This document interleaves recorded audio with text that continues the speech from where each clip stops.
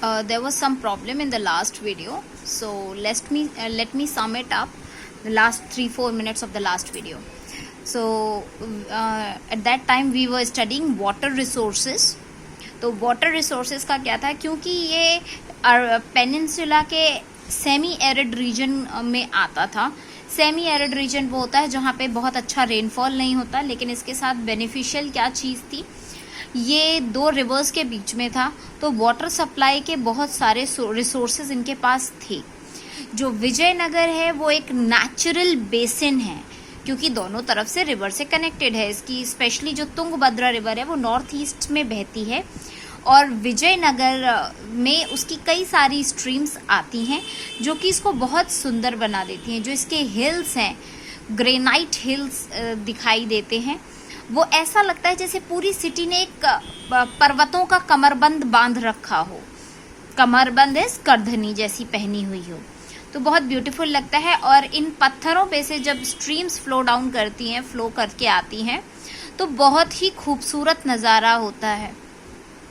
और in almost all cases embankments were built along these streams, और इन streams के आसपास हर जगह एम्बैंकमेंट्स बनाए गए हैं. What is embankment? एम्बैंकमेंट होती हैं दीवारें. तो जिस टाइप की स्ट्रीम है, बड़ी छोटी, उसके हिसाब से वहाँ पे दीवारें बनाई गई हैं, जिससे स्ट्रीम्स के वाटर को एज अ रिजर्वॉयर स्टोर किया जा सके, रिजर्वॉयर बनाया जा सके. और जहाँ पर पानी नहीं पहुँच पा रहा है इरिगेशन के लिए, या रेन वाटर को भी स्टोर किया जा सके. अब ये सपोज ये नदी बह रही है, तो इस तरफ आपने दीवार बना दी, इस तरफ आपने दीवार बना ली, तो जो रेन वाटर भी आएगा वो भी इसी लेक में या रिवर में जाके सेव हो जाएगा, स्टोर हो जाएगा, जिसको कि आप फर्दर चैनलाइज कर सकते हैं और आगे भेज सकते हैं, और इरिगेशन में यूज़ किया जा सकता है. और यहाँ पे बहुत बड़े बड़े से टैंक्स भी देखने को मिलते हैं. इन टैंक्स को भी वाटर स्टोरेज के लिए, रेन वाटर स्टोरेज के लिए यूज़ किया जाता था, और फिर इन टैंक से सप्लाई दी जाती थी, जो आसपास के इरिगेटेड फील्ड्स थी वहाँ पहुँचाया जाता था. और इनफैक्ट यहाँ से वो पानी रॉयल सेंटर तक भी भेजा जाता था. और जो मोस्ट प्रोमिनेंट वाटर वर्क देखने को मिलता है वो आपका एक तो 15th सेंचुरी में बनवाया गया था, और जिसका नाम था, क्या नाम था, Kamalapuram. Yes, this Kamalapuram tank, इसको बनवाया गया था 15th सेंचुरी में, जिससे इरिगेटेड फील्ड्स को सप्लाई किया जाता था, और रॉयल सेंटर में भी पानी इसी कैनाल के थ्रू जाया करता था. दूसरा एक जो मोस्ट प्रोमिनेंट वाटर वर्क देखने को मिलता है, that is in Hiriya canal. ये जो हिरिया कैनाल है, ये तुंगभद्रा रिवर के ऊपर जो डैम बना हुआ था उसके थ्रू पास करता था, और उस डैम से जो पानी ले मतलब ये जो डैम बना हुआ था वहाँ वाटर रिजर्व था, वहाँ से कैनाल्स बनाए गए थे, और पानी को आगे सप्लाई किया जाता था कल्टीवेटेड लैंड्स के लिए, कि वहाँ पे कल्टीवेशन अच्छे से हो सके. अब ये जो पूरा सेक्शन बना हुआ था, तो ये 2 चीज़ों के बीच में बना था. अभी जैसे हमने ऊपर विजयनगर का मैप देखा था, तो हमने देखा था कि ये फैला हुआ सिटी था, जैसा कि डोमिंगो प्ली ने बताया था कि ये इतना वाइडली स्प्रेडेड था कि अगर आप एक हिल के ऊपर खड़े हो जाओ तो पूरी सिटी एक बार में नहीं देख सकते, स्कैटर्ड सी है, कुछ पोर्शन कहीं है, कुछ पोर्शन कहीं है. तो इसके दो चीज़ें हैं यहाँ पर. एक है सेक्रेड सेंटर वाला एरिया, एक है सेक्रेड सेंटर, और दूसरा है इसका अर्बन कोर. तो इन सेक्रेड सेंटर और अर्बन कोर को सेपरेट करता हुआ ये हिरिया कैनाल जाता था, और इसको माना जाता है कि इस कैनाल को बनाने का श्रेय संगमा डायनेस्टी के राजाओं को जाता है. संगमा डायनेस्टी के राजाओं ने इसको बनाया था. यहाँ पे अगर हम एक एक्सर्प्ट देखें तो ये डोमिंगो प्ली का ही एक्सर्प्ट है, जो इन्होंने लिखा था कि कृष्ण देव राय ने जो टैंक बनवाया था, तो उनका कहना है कि 2 पहाड़ों के बीच में इन्होंने दीवार बनवा दी थी, जिसकी वजह से दोनों साइड पानी रुक जाता था, और वो पानी फिर फर्दर सप्लाई कर दिया जाता था 3 लीग्स में. पाइप्स के द्वारा वो पानी दे दिया जाता था, जिससे कि लोअर पार्ट्स के जो रीजन है दूर दराज के, वहाँ पानी पहुँच सके इरिगेशन पर्पस के लिए। और ये जो पानी आता था ये लेक से आता था। वहाँ पे छोटी छोटी सी कई सारी, अभी हमने देखा था कि कई सारी लेक्स भी थी, और ये लेक्स क्योंकि छोटी होती हैं तो जैसे ही थोड़ा सा पानी बढ़ता था ये ओवरफ्लो हो जाता था। तो उनके लेक्स के ओवरफ्लो होने से ये पानी टैंक्स में कलेक्ट कर लिया जाता था। ऐसा नहीं कि लेक ओवरफ्लो हो गई तो ओवरफ्लो के पानी बह जाने दिया, वो ओवरफ्लोड वाटर ये एक टैंक में कलेक्ट कर लेते थे। और ये इतना बड़ा टैंक था कि जब इसके नीचे झांको तो हजारों लोग ऐसे लगते थे जैसे चींटियां चल रही हों। ये इसमें आगे इन्होंने लिखा हुआ, मेंशन किया हुआ है। इस टैंक में एक तो बताया 2 हिल्स के बीच की दीवार थी, 2 हिल्स के बीच में इन्होंने दीवार बनवा दी थी। एंड देन ये जो टैंक था इसमें 3 पिलर्स थे जिनमें बहुत अच्छी सुंदर कार्विंग की गई थी। ये पाइप से कनेक्टेड थे और फिर ये फर्दर दूसरे साइड पाइप से कनेक्टेड थे, जिससे गार्डन्स में और इरिगेशन के लिए लैंड्स में पानी भेजा जाता था। और इस टैंक के लिए बोला गया है कि इस टैंक को बनाने के लिए राजा ने पूरा का पूरा एक पहाड़ तुड़वा दिया था, पहाड़ को खुदवा दिया गया था और फिर ये वॉल बनाई गई थी। और इस टैंक में इतने सारे लोग एक साथ काम किया करते थे, अराउंड 15 या 20,000 लोग एक साथ काम किया करते थे। और ऐसा लगता था जैसे चींटियों जैसा काम कर रहे हों, यू नो। बहुत सारे लोग एक एंट को तो उसको हिल को तोड़ने में लगे हुए थे। So this was the section. Now अब हम नेक्स्ट सेक्शन पढ़ेंगे, that is fortification and roads. Fortification and roads, तो फोर्टिफिकेशन का क्या मतलब होता है? जो हम बाउंड्री प्रोटेक्शन, बाउंड्री बनाते हैं, जैसे फोर्ट्स वगैरह की जो बाउंड्री वॉल्स बनती हैं वो। और रोड्स कैसी थी, और इससे पहले कि जब अलग अलग पार्ट सिटी के डिटेल में पढ़े जाएं, जो ग्रेट फोर्ट्रेस वॉल है उसको देखना सबसे ज़्यादा ज़रूरी है। ग्रेट फोर्ट्रेस वॉल, जो पूरे के पूरे किले की बाहर की जो दीवार थी उसको देखना बहुत ज़्यादा ज़रूरी है। हमने ऊपर कुछ नाम पढ़े थे फर्स्ट पेज पे, जिसमें ये लिखा हुआ था कि ये किन किन के कामों के ऊपर हमको इस विजयनगर की हिस्ट्री मिलती है। तो उसी में एक नाम था अब्दुल रज़ाक, जो कि एम्बेसडर थे। तो अब्दुल रज़ाक, जिनको पर्शिया के रूलर ने भेजा था कैलीकट, आज की डेट में ये कोझिकोड है। कोझिकोड, अगर आप इसको कनेक्ट कर पाओ तो कोझिकोड इज अ प्लेस जहाँ पे अभी जो रिसेंट एयरप्लेन क्रैश किया है, तो ये वही जगह की बात हो रही है। सो वहाँ भेजा गया था, पर्शिया के रूलर ने अब्दुल रज़ाक को वहाँ भेजा था 15th सेंचुरी में। और वो यहाँ की ये जो फोर्टिफिकेशंस थी, ये जो बाउंड्री वॉल्स थी, उनको देख के बहुत ज़्यादा इम्प्रेस हो गए थे अब्दुल रज़ाक, और उन्होंने इस किले पर 7 लाइन्स भी लिखी हुई थी। और ये जो पूरी वॉल्स थी, सो जैसा कि अभी हमने देखा था कि ये सेक्रेड सेंटर है, ये अर्बन सेंटर है, तो इसको डिवाइड करता हुआ वो उन्होंने जो डैम बनवा रखा था, हिराई कैनाल बनाया हुआ था, जिससे पानी यहाँ भी सप्लाई होता था दोनों जगहों पर, और ये रॉयल सेंटर में भी जाता था। ये पहला वाला जो हमारा 2 कैनाल्स के नाम थे, एक हिराई कैनाल और एक के से नाम था जो, तो उससे के वाले नाम वाले से यहाँ रॉयल सेंटर में भी जाता था पानी।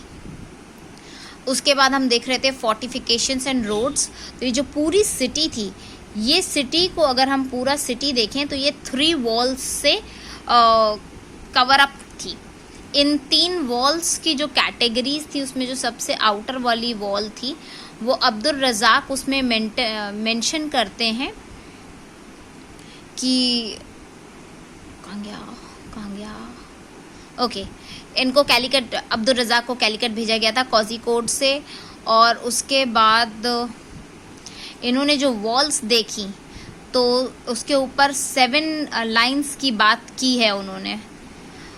और मेंशन की हैं 7 लाइंस ऑफ फोर्ट्स की, मतलब किले तक पहुंचने के लिए इन्होंने 7 लाइनों के बारे में लिखा है, 7 लाइनें लिखी हैं कि वो 7 लाइनों को पार करते थे तब आप किले तक पहुंच सकते थे। तो ये जो 7 लाइंस की बात की है, और इसमें इन 7 लाइंस में ऐसा नहीं था कि सिर्फ सिटी एनक्लोज्ड थी, इसमें एग्रीकल्चरल लैंड भी था जो कि कवर्ड अप था। वो लैंड एग्रीकल्चरल हिंटरलैंड्स, हिंटरलैंड्स क्या होते हैं, जो समुद्र के या नदी के पास वाली जो लैंड होती है उसको हिंटरलैंड कहते हैं, जहां पर एग्रीकल्चर होता हो, तो वो एग्रीकल्चरल हिंटरलैंड हो गई। तो सिटी भी कवर्ड थी, हिंटरलैंड एग्रीकल्चरल लैंड भी कवर थी, और फॉरेस्ट्स भी कवर थे। तो एक लाइन क्रॉस करते जाओ तो आपको एक पैरामीटर क्रॉस करते जाना पड़ेगा। एक लाइन के बाद फॉरेस्ट है, उसके बाद फिर एग्रीकल्चरल हिंटरलैंड है, उसके बाद फिर सिटी है। तो इस तरह करके 7 लाइंस क्रॉस करनी होती थी, ऐसा अब्दुल रज़ाक जी ने लिखा था।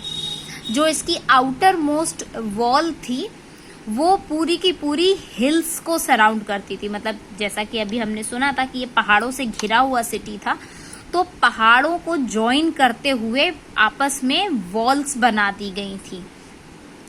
लाइक एक पहाड़ ये है, एक पहाड़ ये है, एक पहाड़ ये है, और यहाँ पे ये पूरी सिटी है। तो इसको क्रॉस करने के लिए आपको यहाँ से पास होके जाना पड़ेगा। तो उन्होंने इसके आसपास भी दीवार बनवा दी थी कि पूरा ये दीवारों से घिरा हुआ था।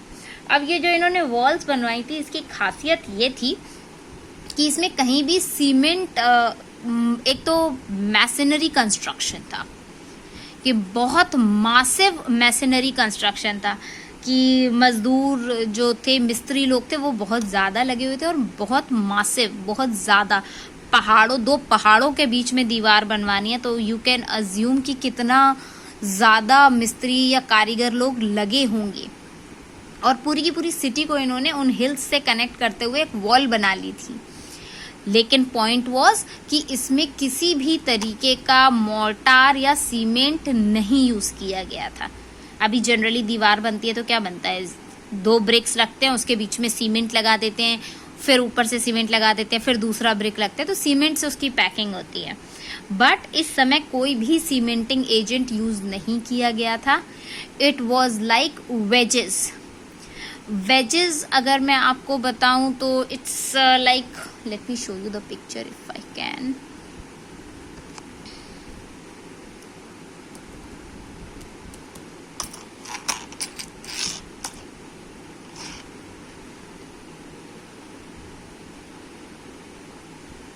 दिस सॉर्ट ऑफ, ये जो शेप होता है इसको वेज शेप कहते हैं।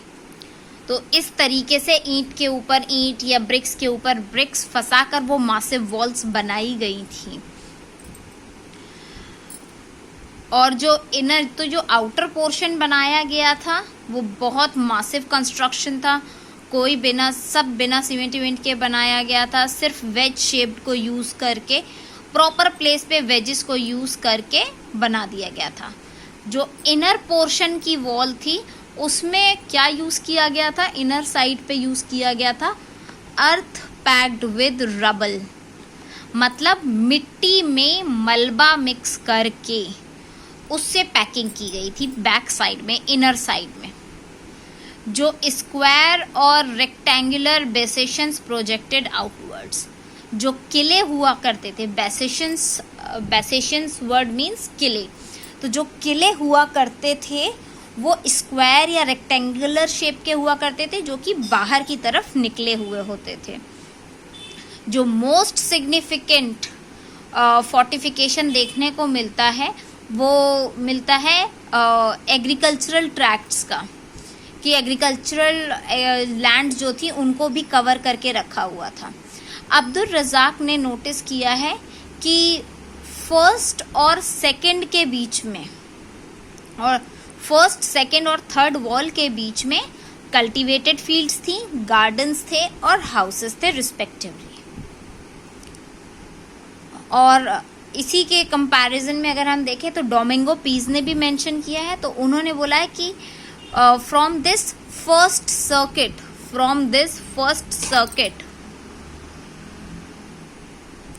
until you enter the city, there is a great distance. तो उनका कहना था डोमिंगो पीस का कि आप ये पहले सर्किट से जैसे जैसे अंदर घुसते हैं, कि पहली वॉल पार करके आप अंदर घुसे, तो यहाँ पे अच्छा खासा लंबा डिस्टेंस आपको ट्रैवल करना पड़ता है, जिसमें आपकी फील्ड्स पड़ती हैं, यानी कि जो एग्रीकल्चरल लैंड्स की बात की गई है तो वो पड़ती हैं जहाँ पे राइस उगाया जाता है। कई सारे गार्डन्स पड़ते हैं जहाँ पे, और फिर कई सारा वाटर रिजर्वॉयर टाइप पड़ता है जहाँ पे वाटर आ रहा होता है 2 लेक्स से, वो एरिया पड़ेगा। और ये स्टेटमेंट्स को प्रूफ करने का काम आर्कियोलॉजिस्ट ने किया है। आर्कियोलॉजिस्ट्स ने ये चेक किया है कि ये बातें सही हैं, कि ये ऐसा ही उनके किले का स्ट्रक्चर था, कि ऐसा नहीं था कि आप डायरेक्टली जाओ और किले में एंटर कर जाओ। There were number of walls जिनको क्रॉस करते करते आप एंटर होते थे अंदर। और आज की डेट में आर्कियोलॉजिस्ट ने इस चीज़ को प्रूफ किया है एविडेंसेस के बेसिस पे कि एग्रीकल्चरल ट्रैक्ट होता था सेक्रेड सेंटर और अर्बन कोर के बीच में। तो अभी हमने जो पिछले मैप में देखा था, इस तरफ सेक्रेड सेंटर था, इस तरफ अर्बन कोर था। तो वहाँ से यहाँ तक आने के लिए आपको पूरा एक एग्रीकल्चरल ट्रैक्ट को पार करना पड़ता था। और ये जो ट्रैक्ट था ये प्रॉपर इलैबोरेटेड था कैनाल सिस्टम से, और पूरा कैनाल सिस्टम बिछा हुआ था जिससे तुंगभद्रा रिवर से इस यहाँ पर पानी सप्लाई किया जाता था। अब आपको ऐसा क्यों लगता है कि जो एग्रीकल्चरल ट्रैक्ट था वो सिर्फ 45 एरिया में था? 45 एरिया मतलब दीवारों के अंदर जो बाउंड्री वॉल्स थी सिर्फ उसके अंदर क्या एग्रीकल्चरल एरिया था? ऐसा क्यों लगता है आपको? ऐसा क्यों लगता है कि एग्रीकल्चरल लैंड को भी 45 एरिया में रखा गया, मतलब उसके आसपास भी दीवार बना के रखी गई? तो क्या था कि जो मेडिवल रीजन का जो ऑब्जेक्टिव था, जो उनका टारगेट था, वो ये था कि उसको रोक दे, घेराबंदी कर दे कि कोई भी डिफेंडर वहाँ आ ना पाए। इनका ऑब्जेक्टिव क्या था? The objective of medieval sieges was to starve the defenders into submission, कि कोई अटैक करने आए तो उसको वहीं के वहीं रोका जा सके। बट क्योंकि एग्रीकल्चरल लैंड एकदम आउटर मोस्ट जगह पर है, यहाँ पर बारिश भी उतनी ज़्यादा अच्छे से नहीं होती है, वाटर रिजर्वायर के बेसिस पे काम चलता है, और प्रोटेक्शन इज़ ऑल्सो इम्पॉर्टेंट। तो डिफेंडर्स को वहीं रोक के रखने के लिए ये फोर्टिफाइड वॉल बनाई गई थी। लेकिन इस घेराबंदी की वजह से क्या हुआ, ये घेराबंदी कई बार कई महीनों तक चलती थी, कई बार कई सालों तक भी चली जाती थी। तो रूलर्स ने इस सिचुएशन को भी फेस करने का सोल्यूशन निकाला हुआ था। उन्होंने बड़ी बड़ी ग्रैनरीज, बड़े बड़े गोदाम बना के रखे थे हर फोर्टिफाइड एरिया में। मतलब हर वॉल के बाद एक बड़ा सा ग्रैनरी होता था जहाँ पर ये इकट्ठा करके रखा जाता था ग्रेन्स की। अगर कोई ऐसी सिचुएशन आ जाती है और क्रॉप्स प्रोडक्शन हैम्पर होता है तो उसके अंदर वाली वॉल में या उस पर्टिकुलर वॉल के बीच में जो लोग रह रहे हैं उनको प्रॉब्लम ना हो और उनका खाना पीना चलता रहे। और इसी के साथ जो विजयनगर के रूलर्स थे उन्होंने बहुत एक्सपेंसिव और इलेबोरेट स्ट्रेटजी भी यूज़ की हुई थी एग्रीकल्चरल बेल्ट को प्रोटेक्ट करने की। अच्छा खासा खर्चा किया हुआ तो उन्होंने अपने एग्रीकल्चर को मेंटेन करने के लिए। फिर दूसरी लाइन, तो this was the first line जो क्रॉस करनी होती थी। उसके बाद जो दूसरी लाइन आती थी फोर्टिफिकेशन की, वो पूरी के पूरे इनर कोर में को कनेक्ट करती थी या सिक्योर करके रखती थी। वो इनर कोर क्या था? Urban complex. अभी हमने पढ़ा था ना सेक्रेड वाला और फिर अर्बन वाला। तो ये जो अर्बन कॉम्प्लेक्स था इसको सराउंड करता था, this was the inner core. और जो थर्ड लाइन थी वो रॉयल सेंटर तक पहुंचती थी। तो पहली लाइन में सेक्रेड सेंटर आ गया, दूसरे में आपका अर्बन कॉम्प्लेक्स आ गया, तीसरे में आपका रॉयल सेंटर को कवर कर लिया गया। और इसके बाद भी जो मेजर बिल्डिंग होती थी उसकी अपनी खुद की बड़ी ऊंची ऊंची वॉल्स हुआ करती थी।